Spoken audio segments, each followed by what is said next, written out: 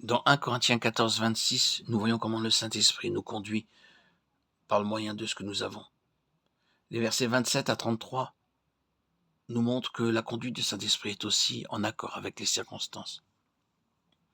Par exemple, la réunion de l'Assemblée finit à 9 heures. Le Saint-Esprit ne vous conduira pas en vous donnant beaucoup de paroles juste avant 9 heures. D'autre part, vous serez conscient que le temps est arrivé à son terme. Il se peut aussi qu'il n'y ait pas besoin d'une longue période de chant, de prédication. Tandis que vous apportez à l'Église ce que vous avez, vous apprenez aussi la leçon que les esprits des prophètes sont soumis aux prophètes. Si vous avez, vous pouvez apporter. Mais cependant, vous devez aussi tenir compte des autres. Supposons que dans une réunion, chaque participant ou plus de 20 frères ait un cantique et que vous en ayez aussi un.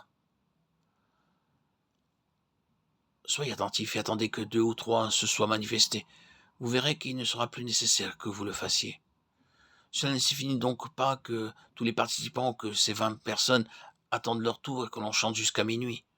Si vous le faites, vous désobéissez à la conduite du Saint-Esprit. Le Seigneur désire que tout soit fait dans la décence et dans l'ordre. 1 Corinthiens 14, 40. Ainsi donc, ce que j'ai me permet de répondre aux besoins et par les circonstances, j'apprends à être conduit par l'Esprit. Dans nos réunions, nous devons observer le principe de 2 ou 3, tel qu'il est écrit au verset 27 et 29. L'Esprit ne nous conduira pas à donner alors que nous n'avons pas ni à violer le principe de 2 ou 3. Aux yeux du Seigneur, je peux être conduit à me lever et à parler si je possède quelque chose.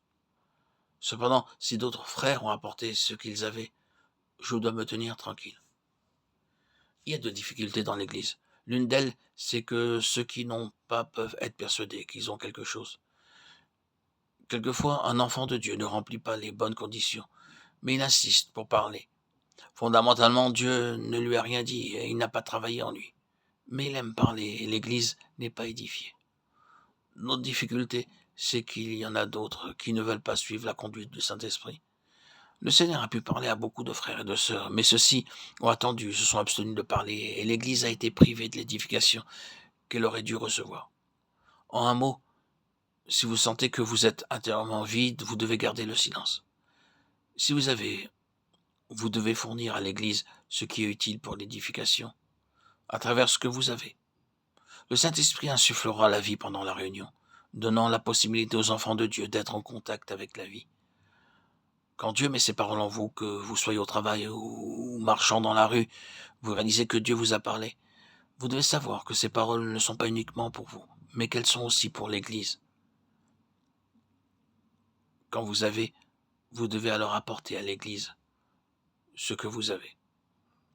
Quand le tabernacle fut dressé dans la période de l'Ancien Testament, le peuple offrait à Dieu son or et son argent. Il en est de même pour nous aujourd'hui. Nous devons donner ce que nous avons. Quelqu'un a-t-il une révélation, quelqu'un a-t-il une parole d'exhortation ou bien un cantique, que chacun apporte ce qu'il a reçu. Lorsque le tabernacle fut édifié, l'Esprit donna de la sagesse et de l'intelligence aux ouvriers pour utiliser des matériaux très différents et en construire le tabernacle. Tous les matériaux étaient offerts par les Israélites et incorporés dans le tabernacle par l'œuvre du Saint-Esprit. Aujourd'hui, si nous apportons tous tout ce que nous avons, l'Église pourra s'édifier sous la conduite du Saint-Esprit.